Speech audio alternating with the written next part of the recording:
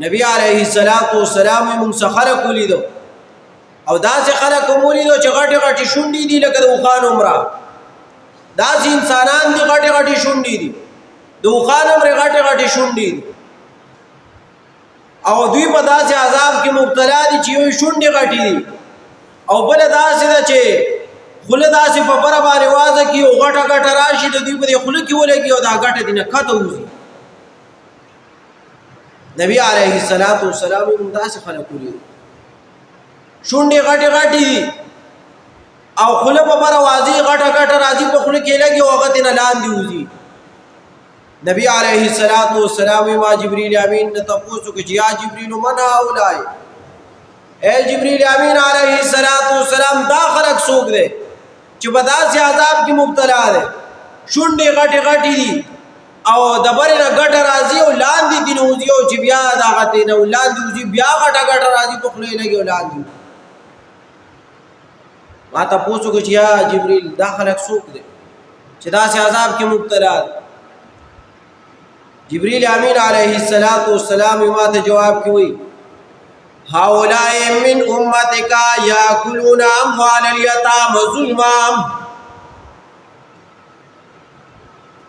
اے د الله رسول دا هغه خلق دی، هغه خلق دا ستا د امت هغه کسان دي چې دوی به د یتیمانانو مال په زور باندې خوړو، په ظلم باندې به خوړو، ځکه و شونډې غټې غټې دي او خوله په بره واځېږي ګټه راځي او لاندې دي.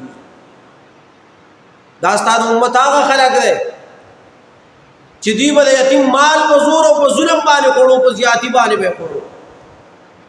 ځکه الله تبارک وتعالی قرآن کریم کی وی سورہ نساء آیات نمبر 10 ہے ان الذين ياكلون اموال اليتامى ظلما انما ياكلون في بطونهم نارا وسيصلون سعيرا. الله سوی هغه خلق چې خوري مال د یتیمانو ظلمن په زور باندې په ظلم باندې په زیاتی باندې د یتیمانو مال په زور باندې خوري په ظلم باندې خوري. انما یاکلون فی بطونهم نارا، دا خلق چې د ګیړو ته اچي غصه اچي نارا اور اچي. د یتیم مال چې خوري کنه دا مال خوراک نه اچي ګیړې ته، دا ساچي فی بطونهم نارا، دا د اور هغه سروټ کې چې دی نو هغه څه ته اچي ګیړو ته اچي. وسيصلون سعيرا، او زر دی چې داخل بشي اور د جهنم ته، خو داسې اور ته چې لمبو والا دی، داسې اور ته به داخل شي.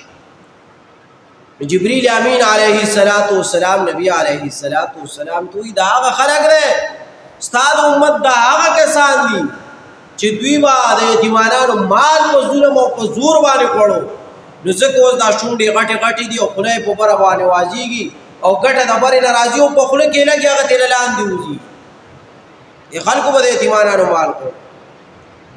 الله دې مونږ د یتیمانانو د مال د خوراک نه وساتي چې مونږ د یتیم مال په زور او په ظلم او په جبر باندې وکړو، د یتیم مال په زور باندې خړپ کړو. الله دې مونږ دې نه وساتي.